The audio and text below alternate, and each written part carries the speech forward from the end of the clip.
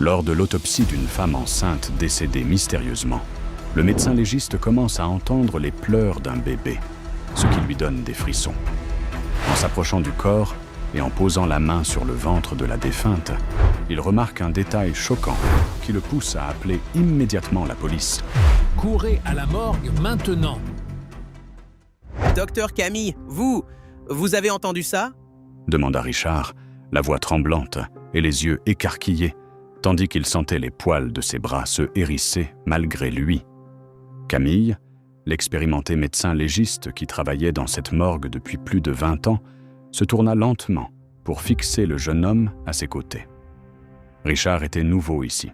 Fraîchement arrivé, il essayait encore de s'habituer à la routine froide et silencieuse de ce lieu où la mort était une présence constante. « Entendu quoi, Richard ?» interrogea le légiste, fronçant les sourcils et arquant un sourcil, manifestement intrigué par le comportement du novice.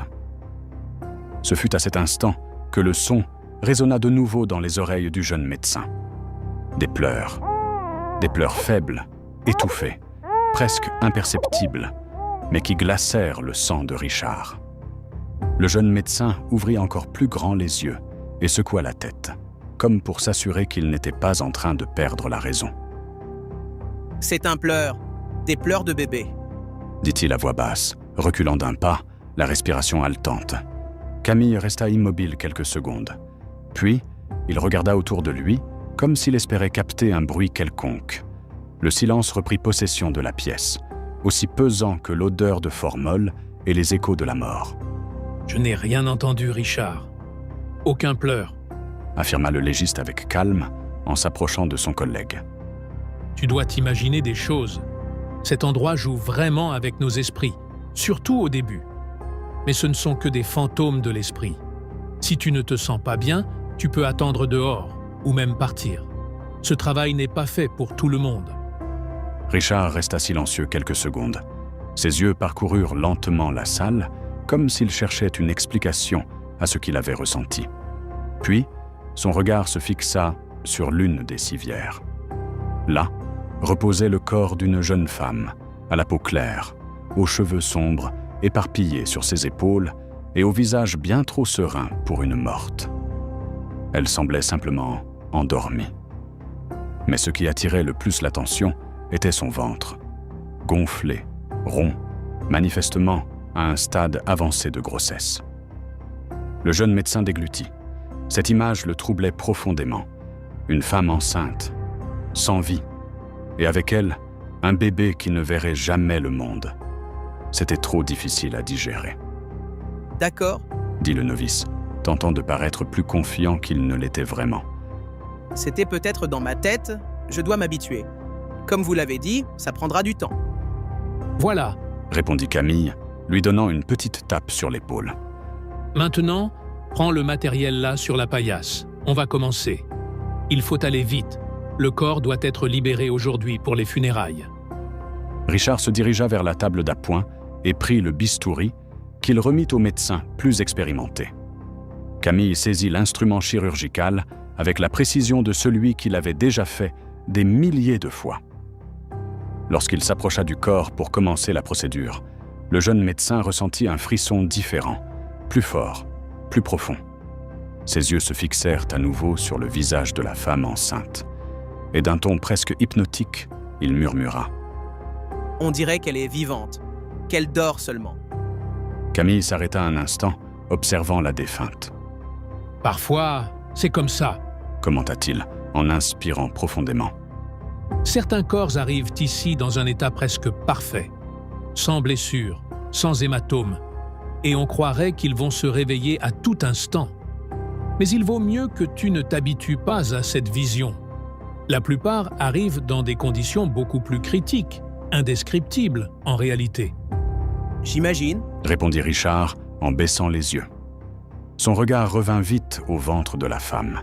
Cela l'incommodait encore de manière étrange. Il pointa alors, comme pour évacuer le doute de son esprit. « Et le bébé? C'est fréquent qu'une femme enceinte arrive ici? » Camille secoua la tête négativement, tout en enfilant des gants. « Non, très rare. En toutes ces années, ce n'est que la deuxième fois que je vois une femme enceinte arriver ici. Normalement, quand une femme enceinte décède, les médecins à l'hôpital, ou même les secouristes, essaient de sauver le bébé immédiatement, pratiquent une césarienne si c'est encore possible. Mais dans ce cas, il n'y avait aucune chance. Le légiste soupira et désigna un gobelet posé sur un plateau métallique à côté de quelques échantillons de l'enquête. Elle a été empoisonnée. Elle était morte depuis des heures quand on a trouvé le corps. Il était trop tard pour elle et pour le bébé. Richard écarquilla les yeux, surpris. Empoisonné? Répéta-t-il, comme si le mot lui brûlait la langue. Au cyanure de potassium. Expliqua Camille en prenant le gobelet. J'ai fait l'analyse ici même, avant ton arrivée. C'était dans une boisson qu'elle avait probablement bu. Bien sûr, nous allons maintenant analyser les traces de la substance dans son organisme. Richard sentit son estomac se nouer. Il passa la main sur son front et demanda, plus pour lui-même que pour son collègue. Qui ferait ça à une femme enceinte? Camille soupira, le visage assombri. Tu es encore très jeune, Richard. Tu verras que l'être humain est capable de choses bien pires que ça. Crois-moi, j'ai vu des cas que tu n'imaginerais même pas dans tes pires cauchemars.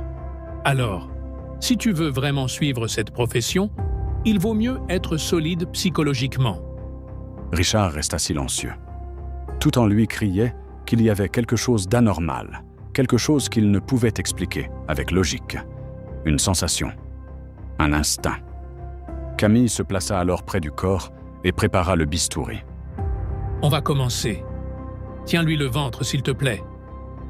Le jeune médecin hésita un instant, mais il inspira profondément et s'approcha. Il étendit la main avec précaution et toucha le ventre de la femme. C'était froid, mais étrangement ferme.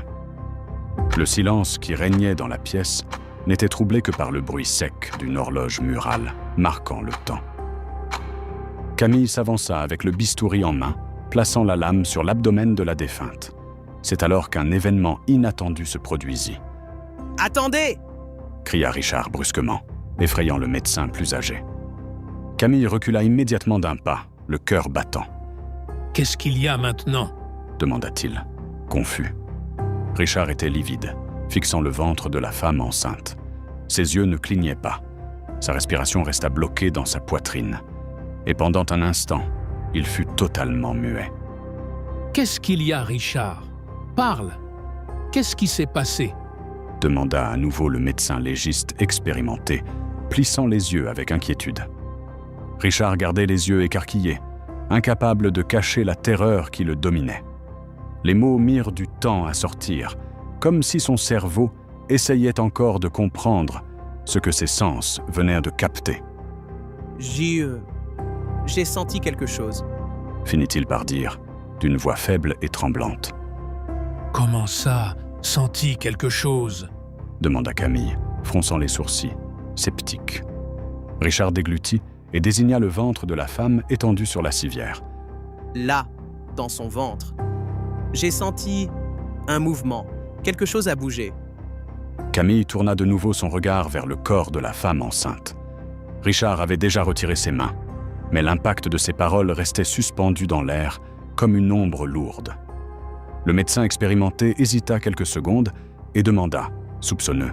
« Tu es en train de dire que tu as senti quelque chose bouger dans son ventre ? Tu as senti le bébé ? C'est ça ?» Le jeune médecin hocha la tête, le visage pâle. « Oui, j'en suis sûr, docteur, je l'ai senti. Ce n'était pas une illusion. » Camille soupira, croisant les bras et fixant son jeune collègue comme on fixe un élève trop impressionnable. « Richard, il vaudrait peut-être mieux que tu sortes de cette autopsie. D'abord, tu dis que tu as entendu des pleurs de bébé. Maintenant, tu affirmes avoir senti un mouvement dans le ventre d'une femme morte depuis des heures. Tu ne sembles pas en état. » « Non, écoutez. » insista Richard, s'approchant un peu plus. « Les pleurs, d'accord, ça pouvait être mon esprit, je ne sais pas. Mais ça, c'était réel. Je l'ai senti. Son ventre a bougé. » Camille secoua la tête, toujours incrédule. « Cette femme est morte depuis des heures, Richard. Des heures. Il n'y a aucune chance qu'un bébé survive aussi longtemps sans oxygène. Tu as dû sentir une contraction posthume? Ça arrive parfois. Les muscles libèrent des gaz, de petits spasmes. On appelle ça des contractions funèbres. Ça ressemble à de la vie, mais ce n'est qu'un résidu de la mort. Richard essaya d'absorber ces paroles, mais tout en lui se tordait. Ce qu'il avait senti ne ressemblait pas à un simple spasme. C'était ferme, rythmé. C'était réel. Malgré tout, il inspira profondément, essayant de calmer son agitation. « Très bien, dit-il en baissant les yeux. je vais me calmer. Je vais essayer de continuer. On ne continue que si tu es vraiment prêt. Sinon, je te demande de sortir, s'il te plaît. » dit Camille, sérieux. Richard acquiesça d'un lent mouvement de tête. Puis, il s'approcha de nouveau de la civière et, avec un mélange de prudence et de nervosité, posa la main sur le ventre de la défunte encore une fois. Le silence revint s'imposer dans la salle, mais il ne dura pas. Avant même que Camille ne fasse un geste, Richard tressaillit. Le mouvement revint, plus intense, plus fort.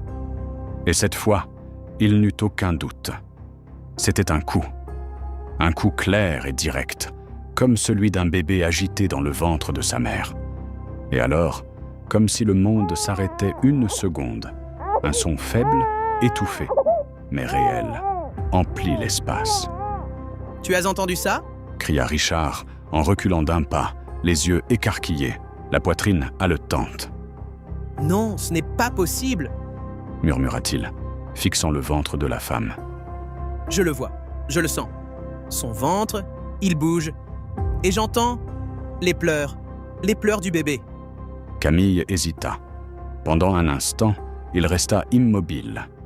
Mais bientôt, sans rien dire, il fit un pas en avant et s'approcha. Ses yeux reflétaient encore le scepticisme, mais il y avait désormais autre chose, une inquiétude, une peur. Il posa les bistouris sur le plateau en acier inoxydable et étendit la main. Et alors, il le sentit, lui aussi. « Mon Dieu !» murmura Camille, portant la main à sa bouche. C'était un coup de pied, fort, ferme. À l'intérieur de ce ventre glacé, il y avait de la vie. Et juste après, les pleurs. Désormais forts, clairs, impossibles à nier. Le son résonna contre les murs de la morgue, comme un cri désespéré de survie. Les pleurs d'un bébé. Un appel au secours. Le légiste expérimenté recula de 2 pas, haletant, comme s'il venait de recevoir une décharge. « Qu'est-ce qui se passe ici ?» demanda-t-il, les yeux fixés sur la femme allongée sur la table, comme s'il s'attendait à la voir se lever d'un instant à l'autre. « Je n'en sais rien, » répondit Richard d'une voix tremblante. « Mais ce bébé est vivant, Camille. On doit agir, tout de suite. » Camille ne répondit pas. Il s'approche de nouveau, posant les 2 mains sur le ventre. Le coup revint. Un mouvement fort, déterminé. Ses yeux s'écarquillèrent. « C'est impossible.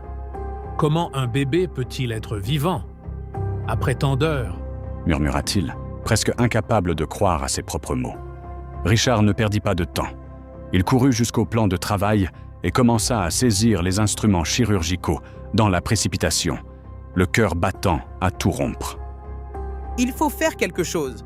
On doit sortir ce bébé de là, immédiatement. » s'exclama-t-il, tentant de contenir son désespoir. Mais avant qu'il n'atteigne les instruments, quelque chose d'encore plus absurde, plus impossible, plus incroyable se produisit. La main de la femme bougea, lentement, avec des doigts raides et glacés. Elle se leva et se posa sur la main de Camille. Le médecin légiste sentit le contact et se figea. Ses yeux s'écarquillèrent de pure terreur. Richard, de l'autre côté de la salle, laissa tomber les instruments au sol. Camille n'eut pas le temps de réfléchir à ce qu'il voyait, car, l'instant d'après, la femme ouvrit les yeux. Avec difficulté, comme si elle revenait d'un sommeil profond, ses lèvres bougèrent. « Aidez-moi, mon bébé !» souffla-t-elle, d'une voix faible, brisée. La scène était si surréaliste que, pendant quelques secondes, Les deux médecins restèrent paralysés. Le corps qui devait être mort était vivant. Il parlait et demandait de l'aide. Mais pour comprendre ce qui se passait dans cette salle d'autopsie, pour savoir qui était cette femme et comment il était possible qu'elle soit encore en vie, il fallait revenir en arrière, revenir quelques jours avant ce moment. Je n'arrive même pas à croire qu'on va enfin avoir notre enfant tant attendu, mon amour. Ah, je suis impatiente de voir son petit visage, dit Valérie, souriante en caressant son ventre arrondi. Elle parlait à Édouard, son grand amour, l'homme qui avait conquis son cœur et avec qui elle s'apprêtait à fonder une famille. L'éclat dans ses yeux était impossible à cacher. Valérie était professeure de pédagogie, passionnée par les enfants et par l'idée de devenir mère.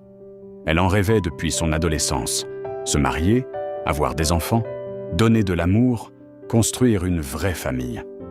Elle avait trouvé ce rêve dans les bras d'Édouard, un entrepreneur d'une trentaine d'années, héritier d'un empire bâti par son père.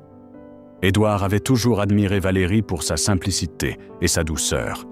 Elle était l'opposé du monde froid des affaires dans lequel il évoluait. Et ensemble, ils semblaient avoir tout pour être heureux. Mais tout n'était pas ce qu'il paraissait. Et très bientôt, le monde de Valérie allait se transformer en un cauchemar que même les pires films n'auraient pas pu reproduire. Ce soir-là, l'atmosphère dans la maison était légère, presque magique. Valérie et Édouard étaient assis dans le salon, discutant avec enthousiasme, en imaginant le moment qui approchait à grands pas, la naissance de leur premier enfant. L'amour entre eux était évident, reflété dans les gestes, les sourires et les regards complices. Le bonheur débordait dans chaque recoin du manoir. Mais cette ambiance de joie allait être interrompue de manière inattendue. La sonnette retentit, attirant l'attention des deux. Valérie se redressa sur le canapé, surprise, tandis que Pablo, le majordome de la maison, un homme discret et élégant d'une trentaine d'années, se hâta d'aller ouvrir la porte. En ouvrant, il ne put dissimuler sa stupeur. De l'autre côté se trouvait Vanessa, la sœur jumelle de Valérie. « Vanessa !» murmura Pablo en reculant d'un pas. De loin, Valérie aperçut qui c'était et se leva aussitôt du canapé, malgré la lourdeur de son ventre. Ses yeux brillèrent de joie et elle se précipita tant bien que mal vers l'entrée. « Vanessa !» s'exclama-t-elle en ouvrant les bras. Les deux sœurs s'enlacèrent avec force, comme si le temps et la distance s'étaient effacés d'un seul coup. Elles se voyaient rarement, puisque Vanessa vivait à la campagne, à quelques heures de là. Justement pour cette raison, cette visite inattendue surprit et émut profondément Valérie. « Pourquoi tu n'as pas prévenu que tu venais ? J'aurais préparé quelque chose de spécial pour t'accueillir. » dit la future maman, les yeux embués de bonheur. « Justement pour ça que je n'ai rien dit. » répondit Vanessa, souriante. « Tu aurais voulu préparer un dîner, te fatiguer, te stresser.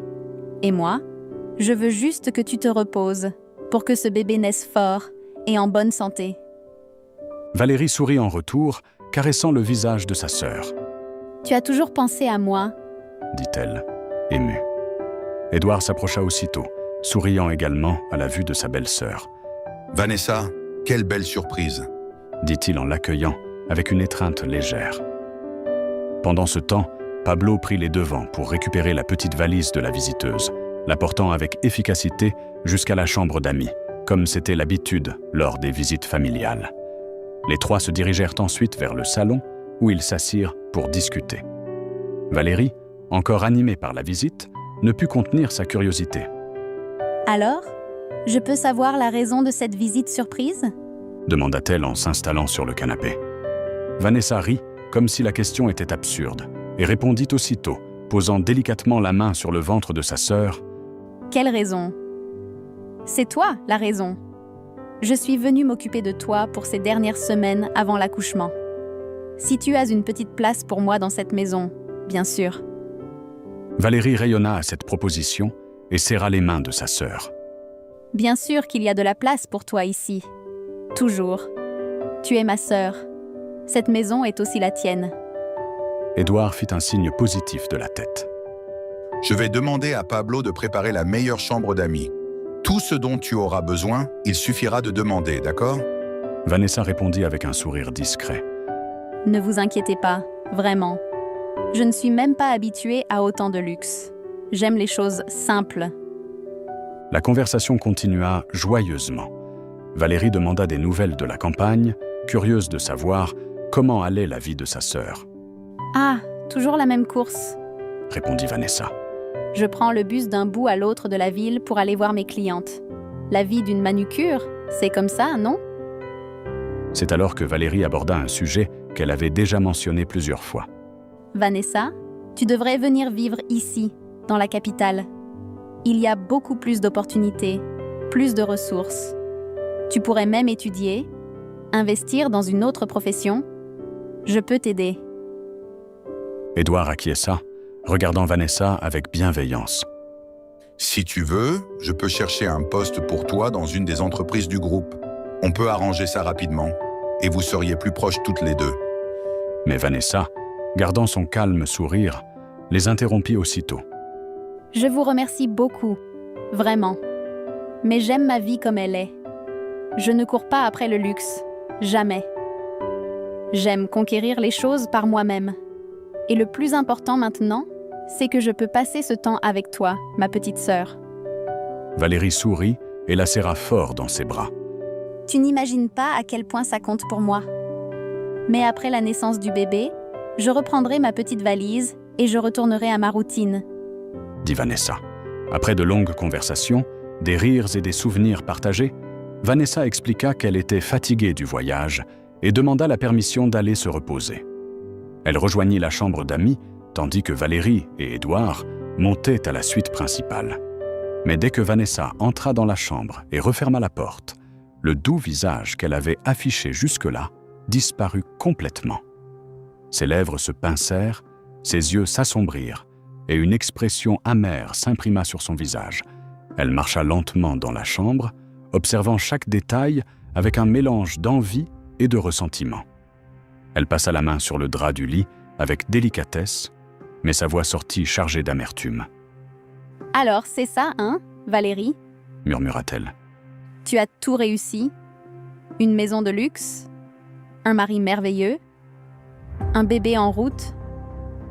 Tu as vraiment tout réussi. » Elle s'assit doucement au bord du lit, les yeux fixés sur un point invisible, avant de chuchoter pour elle-même. « Mais tout ça devrait être à moi, rien qu'à moi. Et ça le sera. Oui, ça le sera. » Quelques minutes plus tard, on frappa à la porte. Vanessa recomposa aussitôt son visage, troquant son expression sombre contre un sourire discret. « Entrez !» dit-elle, déjà en se levant. Pablo apparut sur le seuil, tenant un plateau avec un verre. « Voici le jus de maracuja que vous avez demandé, » dit-il poliment. Vanessa s'avança lentement vers lui et referma la porte avec soin. Puis elle prit le verre, mais ignora complètement la boisson. À la place, elle planta son regard dans celui du majordome et laissa échapper un petit rire bref et provocateur. « Madame, tu continues à m'appeler comme ça ?»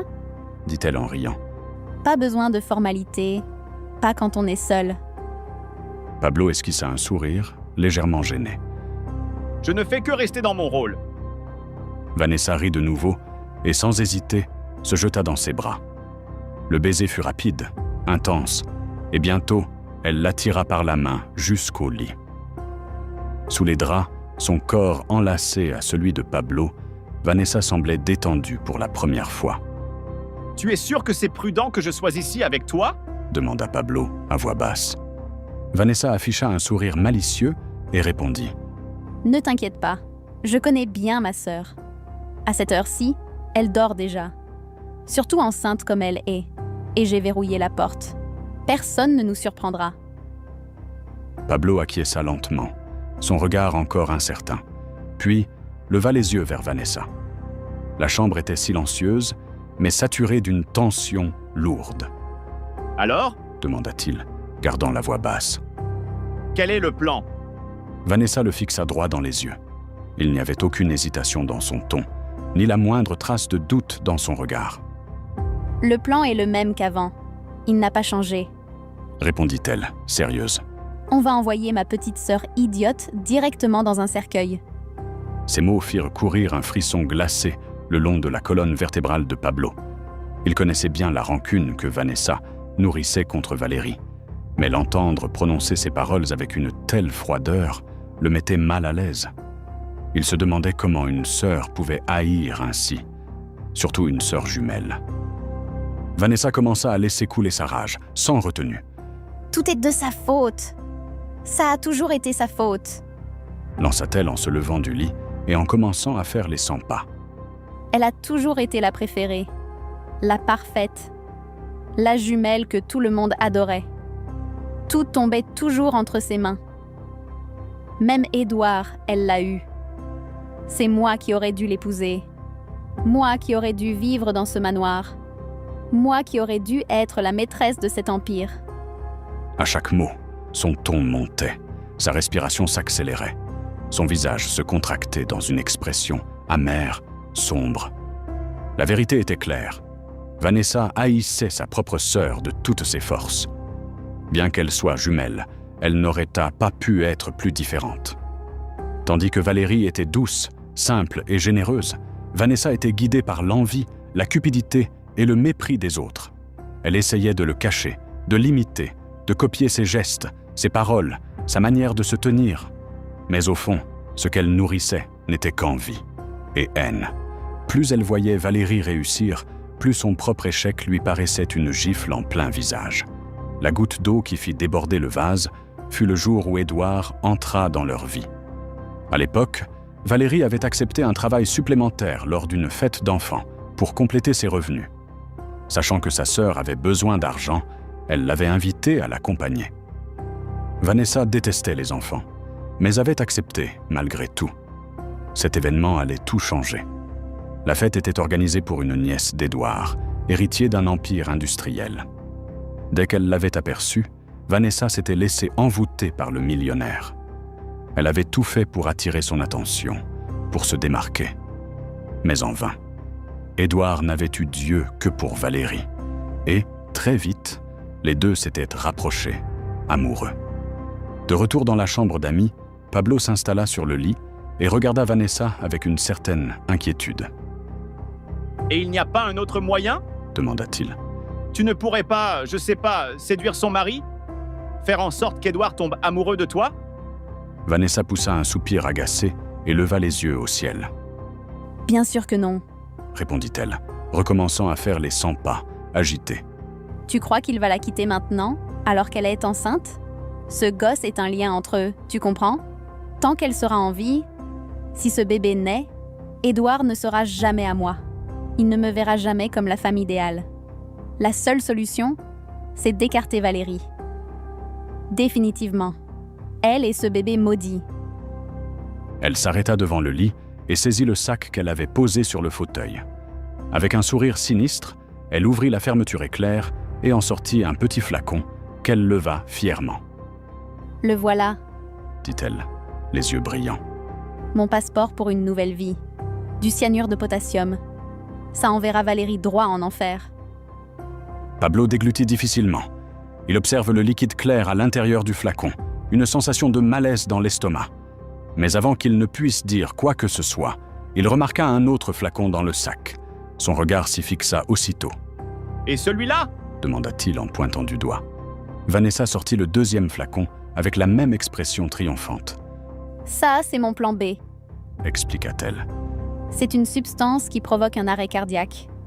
La personne a l'air morte, les signes vitaux deviennent presque imperceptibles. Mais elle ne meurt pas. C'est temporaire.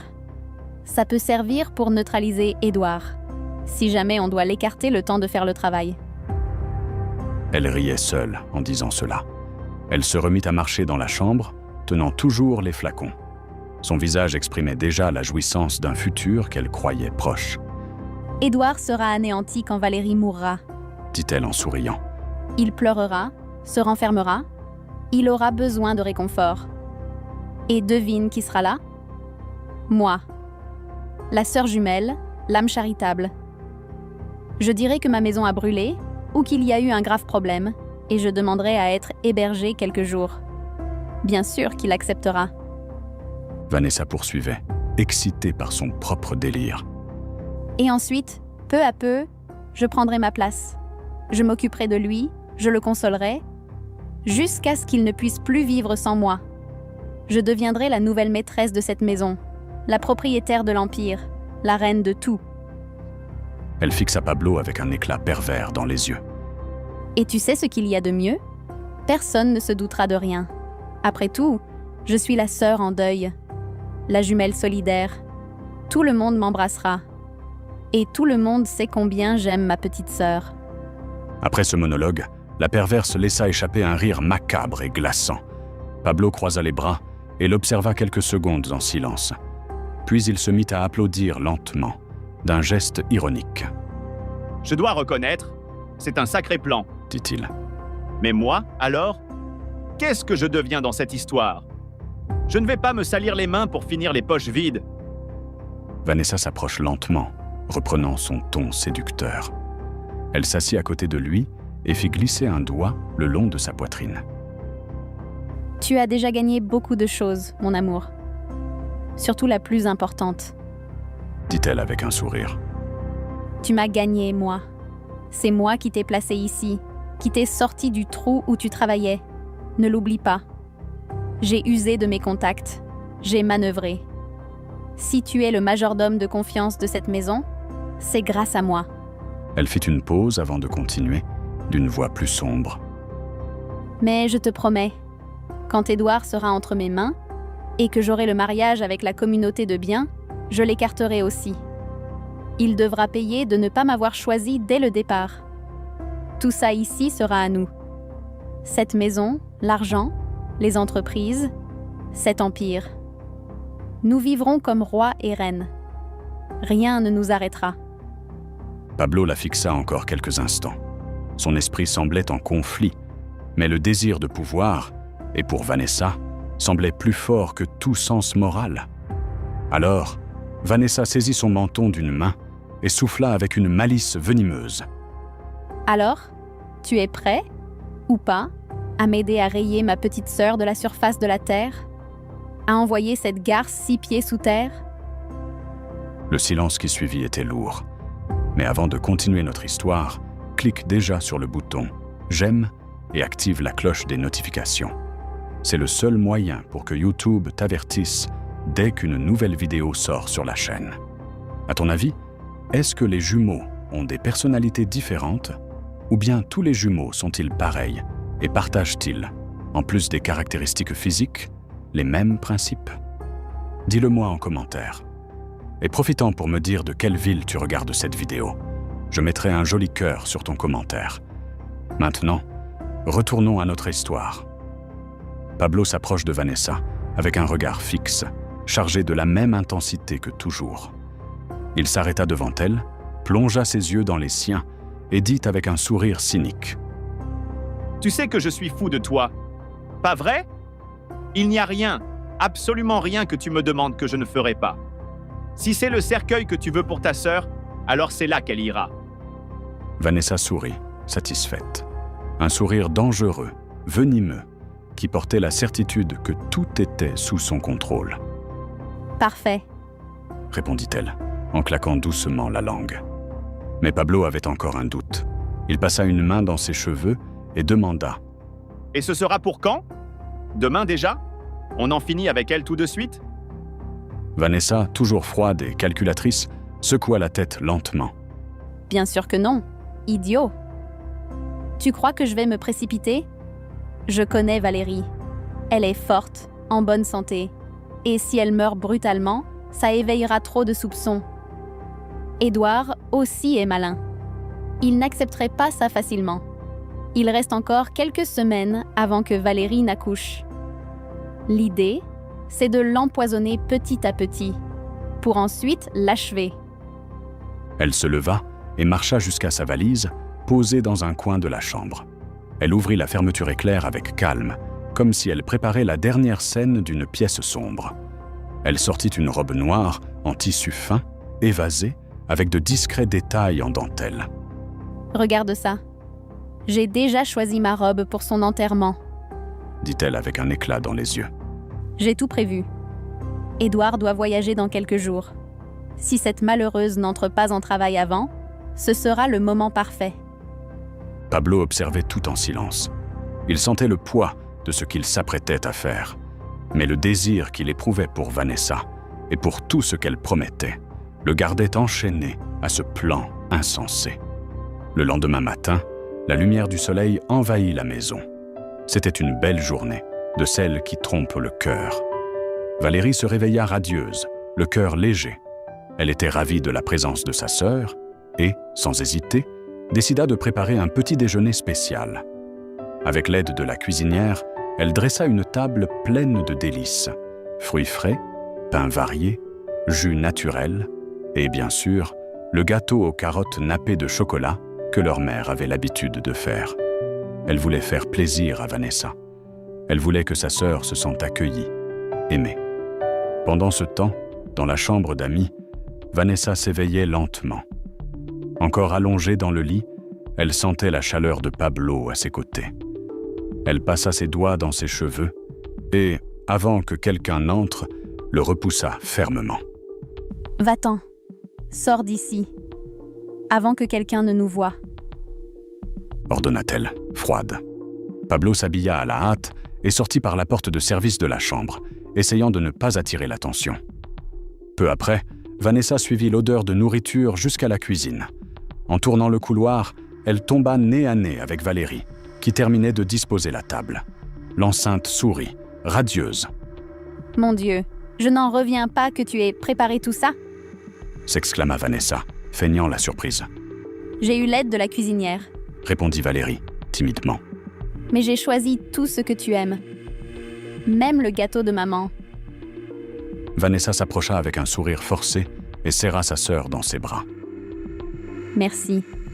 Vraiment. » dit-elle dans les yeux. Mais au fond, elle pensait. « Prépare le festin que tu veux, ma petite sœur. Tes jours sont comptés. Rien ne t'épargnera l'enfer. » Les deux s'assirent à table. Vanessa, avec un air protecteur, changea vite de ton. « Écoute, aussi ravie que je sois de tout ça, je ne veux plus te voir en cuisine, compris? Tu arrives aux dernières semaines de grossesse. Ton seul souci, maintenant, c'est le bébé. Laisse-moi m'occuper de tout. » Valérie sourit, émue. « J'ai tellement de chance de t'avoir comme sœur. »« Moi aussi, Valérie, » dit Vanessa en prenant une assiette. « Mais maintenant, mangeons. Puisque tu as tout préparé, laisse-moi au moins te servir, d'accord? » Pendant qu'elle remplissait l'assiette de sa sœur, Vanessa versa un verre de jus d'orange. D'un geste subtil, rapide et discret, elle sortit un minuscule flacon de sa poche et y mélangea une petite quantité de cyanure de potassium, juste assez pour provoquer les premiers symptômes. « Voilà, » dit-elle avec un sourire angélique en lui tendant le verre. « Bois-le en entier, d'accord? » Valérie accepta, sans se douter de rien. Elle but le jus d'une traite pendant qu'elle parlait de banalité. La matinée se poursuivit normalement, mais pas pour longtemps. Environ 1 heure plus tard, Valérie commença à ressentir un malaise étrange. Sueur froide, nausée, vertige. Elle se leva en titubant et courut jusqu'à la salle de bain. Enfermée à l'intérieur, elle vomit tout ce qu'elle avait mangé. De l'autre côté de la porte, Vanessa jouait la sœur inquiète. « Ça va, ma sœur? Tu veux que j'appelle Édouard? »« Non, ce n'est pas la peine. » répondit Valérie d'une voix faible. « Ce n'est qu'un malaise. Ça va passer. » Quelques minutes plus tard, elle sortit de la salle de bain, encore pâle. Vanessa était là, à ses côtés, déjà avec une couverture dans les mains. « Tu vas passer le reste de la journée au lit. Je m'occupe de tout. Mais je... » tenta de dire Valérie. « Pas de mais, je suis là pour toi. Laisse-moi prendre soin de toi. » Et à partir de ce jour-là, le plan cruel débuta. Chaque jour, avec l'aide de Pablo, Vanessa ajoutait de petites doses de poison dans la nourriture ou les boissons de sa sœur. Tout était fait avec précaution, pour ne pas éveiller de soupçons. Et à chaque dose, Valérie s'affaiblissait, s'éteignait peu à peu. Édouard, toujours attentif, commença à s'inquiéter. « Tu es très pâle, mon amour. Je crois qu'il vaut mieux aller à l'hôpital. » dit-il un après-midi, en caressant son visage. Vanessa entendit cela et courut prévenir Pablo. Le majordome devint nerveux, faisant les 100 pas. Si le médecin découvre, nous sommes perdus. Mais Vanessa afficha seulement un sourire calme. Il ne découvrira rien. Je ne suis pas stupide, Pablo. J'utilise des doses infimes. Elles n'apparaissent pas dans les examens de routine. Tu crois que je laisserai tout s'effondrer maintenant? Elle lui prit le visage entre les mains et ajouta « Fais-moi confiance. Cette histoire se terminera exactement comme je l'ai prévu.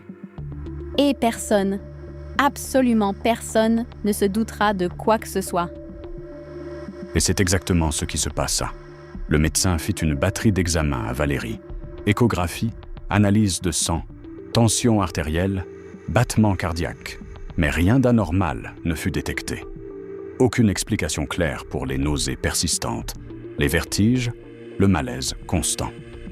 Vos examens sont parfaits, Madame Valérie, dit le docteur en analysant calmement les résultats. Votre santé est normale et le bébé a un rythme cardiaque correct. Valérie, encore troublée par tout ce qu'elle ressentait, décida de demander. Cela peut être, je ne sais pas, à cause de la grossesse? Ces nausées si fortes? Le médecin réfléchit quelques secondes avant de répondre. Écoutez, c'est rare d'avoir des symptômes aussi intenses à la fin de la grossesse. Mais c'est possible, oui. Chaque corps réagit différemment. Peut-être que le vôtre est plus sensible. Je vous conseille de vous reposer davantage jusqu'à l'accouchement. Vanessa, qui assistait à tout, s'empressa de répondre.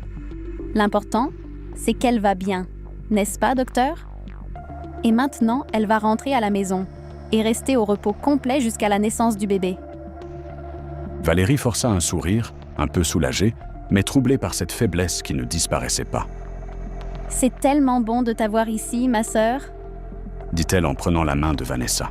« Tu m'aides tellement. » Édouard, également présent dans le cabinet, sourit et ajouta « Vanessa est un ange. » Avec son sourire doux et hypocrite habituel, la perfide répondit « Tout ce que je fais, c'est pour le bien de ma sœur.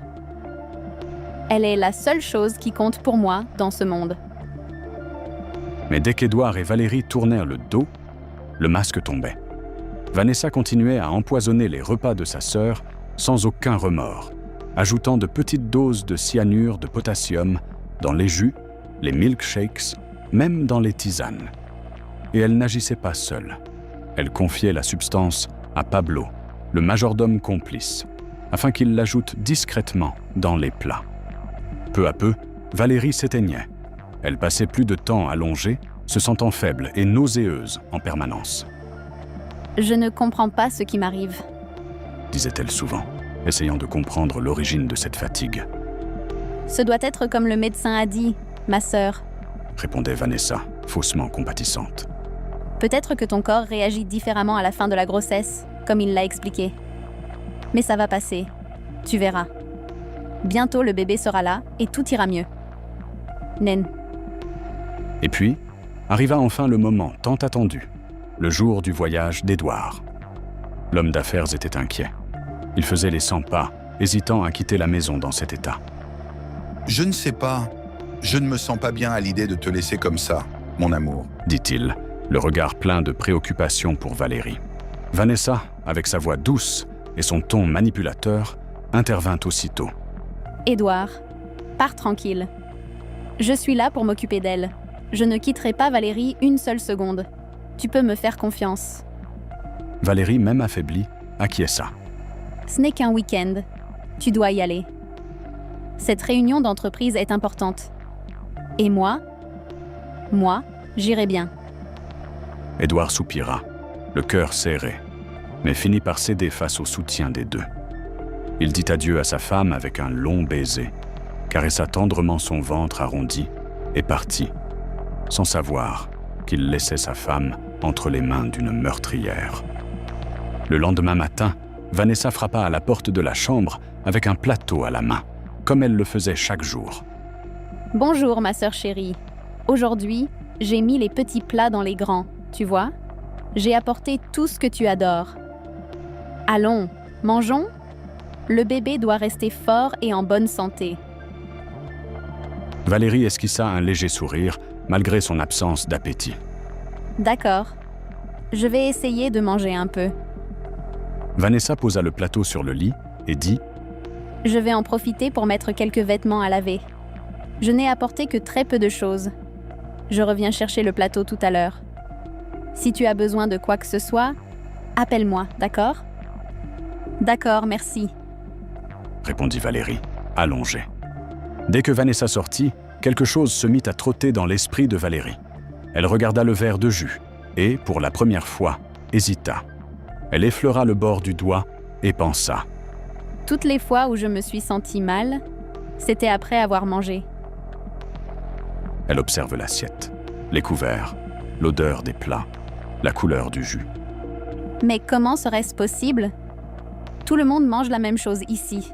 Vanessa, Édouard, les domestiques, et personne n'a jamais été malade. Malgré tout, elle décida de tester. Elle prit la serviette et, avec précaution, commença à cacher la nourriture sous le lit, dans une petite boîte en plastique où elle gardait habituellement des encas. Quand elle eut terminé, elle réarrangea le plateau comme si elle avait tout mangé. Un subterfuge, car elle savait que Vanessa n'apprécierait pas de la voir refuser de manger. Quelques minutes plus tard, sa sœur perfide revint. « Waouh, tu as tout mangé! Ça me fait tellement plaisir de voir ça! » Elle posa un seau à côté du lit et ajouta. « Si jamais tu te sens mal, utilise ce seau, d'accord? » À cet instant, quelque chose s'éveilla dans le cœur de Valérie. Elle fronça les sourcils. Pourquoi sa sœur s'attendait-elle déjà à ce qu'elle se sente mal? Mais elle décida de ne rien dire. Pas encore, Continue à te reposer, d'accord? dit Vanessa en emportant le plateau. Pas question de traîner partout dans la maison. Mais ce jour-là, quelque chose était différent. Valérie se sentait mieux. Pas de nausée, pas de vertige. Avec le corps plus léger et un nœud dans la gorge, elle décida de se lever. Elle marcha prudemment à travers la maison. Elle devait bouger, réfléchir, comprendre. C'est alors qu'en passant dans un des couloirs, elle entendit quelque chose venant du fond du salon. Elle s'arrêta. Ses yeux se plissèrent. C'était Vanessa. Elle parlait avec quelqu'un, de très proche. C'était Pablo. Valérie se cacha derrière une colonne et observa. Elle vit Vanessa saisir le bras du majordome et lui murmurer. « Allons dans ma chambre. Nous devons régler les derniers détails du plan. C'est aujourd'hui que cette idiote aura ce qu'elle mérite. Tête. » Valérie porta la main à sa bouche, tentant de retenir un cri de stupeur. « Plan? De quoi voulait-elle parler? Qui est-ce qu'elle appelle idiote? » Son cœur s'emballa. Le monde se mit à tourner autour d'elle, comme si tout était sur le point de s'effondrer. Cela n'avait aucun sens. Ou alors, si. Sans perdre une seconde, le cœur battant et les jambes tremblantes, Valérie courut à travers les couloirs du manoir. Son corps était encore faible, mais l'instinct prit le dessus. Elle devait découvrir ce qui se passait. Elle devait être sûre de ce qu'elle avait entendu. Arrivée dans la chambre où Vanessa était logée, elle prit une profonde inspiration, entra en silence et se cacha dans le dressing. Ses doigts tremblaient en tenant la porte entr'ouverte, laissant une petite fente par laquelle elle pouvait observer l'intérieur de la pièce. Et c'est alors qu'elle vit Vanessa, sa sœur, celle qui lui répétait chaque jour combien elle l'aimait, affichait désormais un sourire sadique et marchait de long en large, comme une véritable méchante de feuilleton. Valérie pouvait à peine croire ce qu'elle voyait. « C'est aujourd'hui. » dit Vanessa, avec une lueur cruelle dans les yeux. Aujourd'hui, l'idiote de Valérie ne dépassera pas le dîner. Tinani. Elle ouvrit la valise, sortit le flacon de cyanure et le brandit en l'air, comme si elle tenait un trophée. Et puisque Édouard est en voyage, je n'aurai même pas besoin de l'autre substance. Pas de sommeil profond qui ressemble à la mort. Aujourd'hui, ce sera pour de vrai. Dose fatale, directement dans le cercueil. Pablo, adossé au mur, croisa les bras. Son expression n'était plus celle d'un complice enthousiaste, mais d'un homme partagé. Tu es vraiment sûr de vouloir envoyer ta sœur dans le cercueil? Demanda-t-il, en fixant le flacon. Bien sûr que oui. Répondit Vanessa avec un sourire diabolique. Je déteste cette femme. Je la déteste depuis qu'on est enfant. Elle a toujours tout eu. Maintenant, c'est mon tour de régner. Dans le dressing, Valérie porta la main à sa bouche. Des larmes coulaient sur son visage. Chaque mot était comme un coup de poignard dans sa poitrine. Ce n'était pas sa sœur. C'était un monstre. Pablo tenta de la questionner, presque hésitant.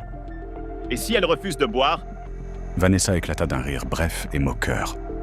Elle va boire. Elle a toujours bu. Elle a toujours mangé tout ce que je lui ai donné. Et si, par hasard, elle osait refuser? Elle s'arrêta, fixant Pablo d'un regard glacé. Je m'en occupe moi-même. De mes propres mains. Je l'étrangle. Je la force à me regarder dans les yeux pendant qu'elle rend son dernier souffle. Et je sourirai encore au-dessus de son cercueil. Valérie sentit l'air lui manquer. Son ventre se contractait de nervosité. Elle posa une main sur son ventre comme si elle pouvait protéger son bébé d'un simple geste. Elle pensait. Je ne la laisserai pas nous tuer. Je protégerai mon enfant, même si c'est la dernière chose que je fais. Quelques minutes plus tard, Vanessa mit fin à la conversation avec Pablo. Maintenant, je vais aller jouer la gentille sœur attentionnée. Juste pour encore quelques petites heures. Les deux quittèrent la chambre. Valérie, désespérée, attendit quelques secondes avant de sortir du dressing et s'éclipsa discrètement, sans être vue. Elle courut jusqu'à la cuisine et prit un verre d'eau, feignant la normalité. Vanessa arriva peu après, surprise de voir le lit vide. « Tiens, où étais-tu, ma sœur ?» Valérie apparut dans le couloir, feignant le calme. « Je suis juste allée chercher un verre d'eau. » répondit-elle avec un sourire forcé. Vanessa dissimula sa vraie expression, reprenant sa voix douce. « Ah, mais tu aurais dû m'appeler.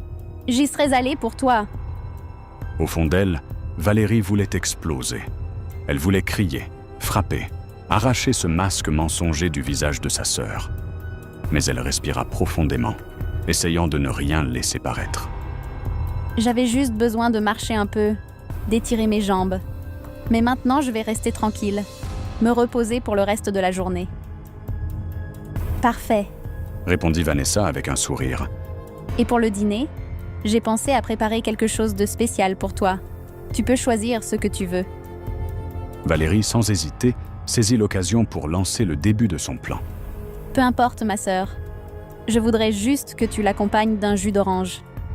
Ah, et si ce n'est pas trop demandé, je le voudrais dans mon verre préféré. Celui qui est rouge, avec des petits motifs dorés en forme de gouttes. C'est mon verre porte-bonheur. Qui sait, peut-être qu'avec lui j'irai mieux. Il n'y en a qu'un seul dans la cuisine. Ah, bien sûr. Ton verre porte-bonheur, n'est-ce pas? Répondit Vanessa avec un sourire malicieux. Il n'y en a qu'un seul dans la cuisine. Ce sera facile à trouver. Exactement. Répondit Valérie. Apporte-moi un jus dedans pour le dîner, ma sœur. Vanessa acquiesça et quitta la chambre, déjà en train d'imaginer la scène. Sa sœur buvant dans ce verre et tombant morte quelques minutes plus tard. Mais ce qu'elle ne savait pas, c'est qu'il n'y avait pas qu'un seul verre. Valérie avait découvert tout un service identique et avait déjà tout préparé. Dans la cuisine, elle laissa seulement un des verres visibles. Elle cacha les autres dans sa propre chambre, et dans l'un d'eux, elle prépara sa contre-attaque. Elle le remplit de jus d'orange et ajouta soigneusement le contenu du flacon de la substance qu'elle avait entendu Vanessa mentionner, celle qui provoquait un arrêt temporaire, simulant la mort. L'esprit en ébullition, elle traça son plan. Lorsque Vanessa lui apporterait le dîner, elle ferait semblant de boire le jus servi par elle. Mais en réalité, elle prendrait le liquide du verre déjà caché. Valérie savait que c'était risqué. Elle savait que cela pouvait mal tourner. Mais elle savait aussi qu'affronter Vanessa face à face, à ce moment-là, serait encore plus dangereux. Appeler la police? Risquer une dispute? Sa sœur était assez folle pour la tuer là, sur le champ. C'est décidé. Pensa-t-elle. Je vais la tromper. Faire semblant d'être morte. Et quand je me réveillerai dans un hôpital, loin de ce cauchemar, Je raconterai tout. Tout. Et j'enverrai cette femme directement en prison. Elle baissa les yeux vers son ventre, le caressant avec tendresse. Tout ira bien, mon amour. Maman va te protéger. Et cette sorcière paiera pour tout. Et ainsi, cette nuit fatidique, rien ne se passa comme Vanessa l'avait prévu. Absolument rien. Ce qu'elle ne savait pas, c'est que sa sœur, Valérie, avait déjà tout découvert. Vanessa entra dans la chambre avec le plateau dans les mains et le sourire le plus faux qu'elle ait jamais affiché. « C'est l'heure du dîner, ma sœur. » dit-elle en feignant la tendresse. Là était le jus, le même verre rouge au motif doré que Valérie avait demandé. À l'intérieur, la dose massive de cyanure de potassium, mortelle. Valérie, gardant son calme avec un effort surhumain, prit le verre. Mais dès que sa sœur détourna l'attention, elle le remplaça par celui qui se trouvait sous son lit. Elle but d'un trait le liquide qui provoquerait l'arrêt temporaire de son cœur. Vanessa, en la voyant s'évanouir lentement, allongée sur le lit, les yeux se fermant peu à peu, sourit. Un sourire sombre, victorieux. « Enfin, la paix. » murmura-t-elle, avant de quitter la chambre et de rejoindre la sienne, où elle se coucha sereinement, prête à faire croire que tout s'était passé pendant son sommeil. Mais le destin a ses propres plans. Édouard, pris d'un pressentiment, revint de voyage plus tôt que prévu. Son vol avait été avancé. Son cœur était lourd. Il arriva à la maison au milieu de la nuit, silencieux. Il entra dans la chambre et vit la scène qui le détruisit. Valérie, allongée, immobile, froide. « Valérie !» cria-t-il en courant vers elle. « Mon amour! Non! Non! Par pitié !» Vanessa apparut quelques secondes plus tard, jouant un désespoir convaincant. Elle porta les mains à sa bouche, pleura, s'agenouilla au sol. « Non, non, elle allait bien quand je suis allée dormir. » Édouard, dévasté, appela immédiatement l'hôpital. Il demanda de l'aide, exigea aussi que la police scientifique soit prévenue. L'équipe médicale arriva rapidement, accompagnée du médecin légiste expérimenté Camilo. En fouillant la chambre, le premier objet qu'ils trouvèrent fut le verre, celui que Valérie avait laissé volontairement sous le lit, encore avec des résidus de jus empoisonné. Camilo analysa le contenu avec sérieux, puis regarda Édouard et hocha la tête. « C'est du cyanure ? J'en suis presque sûr. Nous allons devoir pratiquer une autopsie complète. » La colonne vertébrale de Vanessa se glaça. Son visage perdit toute couleur. En entendant le mot « autopsie », elle comprit que peut-être que le destin commençait à se retourner contre elle. Édouard, accablé par le deuil et le doute, entra en état de choc. « C'est ça? Elle a été assassinée ?» Dans le couloir, Pablo se mit à transpirer à grosses gouttes. Appuyé contre le mur, il murmura à Vanessa « Ils vont découvrir. Ils vont tout découvrir. On va finir en prison. » « Tais-toi !» siffla-t-elle entre ses dents. « Je trouve toujours une solution. Toujours. » Et puis, tout revint au point de départ. Déjà à la morgue, Ricardo et Camilo se préparaient pour l'autopsie de la femme enceinte.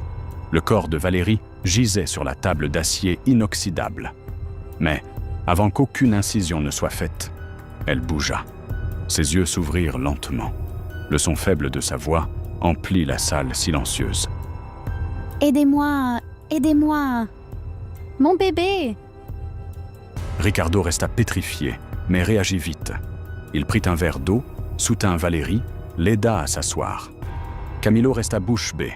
La femme était vivante. Après des heures, vivante. Valérie, peu à peu, reprit conscience. Elle regarda les deux médecins et, en larmes, dit « Ma sœur a essayé de me tuer. Aidez-moi, je vous en prie. » C'est à cet instant précis qu'on frappa à la porte de la morgue. Camilo regarda Ricardo et dit « Reste avec elle. Ne fais pas de bruit. Je reviens. » Il ouvrit la porte de l'autre salle et se figea. Là se trouvait Vanessa. Le médecin ne put s'empêcher de remarquer exactement la même que la femme étendue sur la table, mais sans ventre arrondi, les cheveux lâchés, et ce regard, un regard glacé jusqu'aux os. « Bonsoir, docteur. » dit-elle en entrant avec assurance. « J'ai besoin de votre aide. » Elle tenta de séduire, tenta de négocier. Offrit de l'argent, du pouvoir, et même son propre corps. Camilo, expérimenté, ne laissa rien paraître. Son visage resta neutre, mais sa main, déjà dans la poche de sa blouse, enregistrait tout sur son téléphone. Pendant ce temps, dans la salle voisine, Ricardo saisissait discrètement le téléphone et appelait la police. Vanessa, croyant tout contrôler, s'approchait de Camilo, effleurait son bras, promettait monts et merveilles. Tout ce que vous avez à faire, c'est faire disparaître le rapport. Dire que c'était un arrêt cardiaque. Vous comprenez? Vous n'avez qu'à y gagner beaucoup d'argent. Et la plus belle récompense, moi. C'est alors que la porte de l'autre salle s'ouvrit et que Valérie apparut, vivante. Vanessa pâlit aussitôt. Sa main trembla. Le monde s'arrêta. « Toi » murmura-t-elle. Ricardo soutenait Valérie avec précaution. Camilo esquissa alors un sourire. « Ta sœur est en vie. » dit-il. Vanessa tenta d'improviser. Elle courut vers sa sœur, les yeux pleins de larmes. « Mon Dieu, tu es vivante? Je sentais qu'il fallait que je vienne ici, que quelque chose n'allait pas. Je ne sais pas ce que j'aurais fait sans toi. » Mais Valérie ne se laissa pas berner. « Ne t'approche pas de moi !» cria-t-elle en reculant. « J'ai tout entendu, Vanessa. Chaque mot. Tu as essayé de me tuer, toi et Pablo. Mais j'ai utilisé ton propre plan contre toi. » Vanessa devint livide. Son regard passa de l'un à l'autre. Elle tenta de s'enfuir. Mais il était trop tard. Édouard surgit dans le couloir, les yeux en feu. Il avait suivi Vanessa, soupçonnant son comportement étrange. Il avait entendu une grande partie de la conversation avec Camilo. « C'est fini, Vanessa. » Et à ce moment-là, la police arriva. 2 agents la saisirent fermement. Vanessa se débattait, criait, insultait. « Vous allez payer, tous !» Pablo fut lui aussi arrêté, capturé, alors qu'il tentait de fuir le manoir avec une valise remplie d'argent et de faux papiers. Dans les jours qui suivirent, l'affaire fit le tour du pays. L'histoire de la sœur jumelle, qui avait tenté de tuer sa propre sœur enceinte par jalousie, fit la une de tous les journaux. Vanessa fut condamnée. Elle écopa de plus de 20 ans de prison. Et même derrière les barreaux, elle ne montra jamais le moindre remords. Seulement de la haine. La haine d'avoir perdu. Pablo, le complice, paya cher lui aussi. Dénoncé par Vanessa, il tenta de se décharger de sa culpabilité, mais les enregistrements et les témoignages étaient irréfutables. Quant à Valérie, elle survécut et refleurit. Quelques semaines plus tard, elle donna naissance à un beau petit garçon, en parfaite santé, plein de vie. Aux côtés d'Édouard, qui ne la quitta plus jamais, elle promit d'élever leur fils avec tout l'amour du monde. Commentez Jumelles diaboliques pour que je sache que vous êtes allés jusqu'à la fin de cette histoire et je mettrai un joli cœur sur votre commentaire. Et tout comme l'histoire des jumelles Valérie et Vanessa, j'ai une autre histoire encore plus émouvante à partager avec vous. Il vous suffit de cliquer sur la vidéo qui apparaît maintenant sur votre écran et je vous raconte tout. Un grand bisou et à très bientôt pour une nouvelle histoire bouleversante.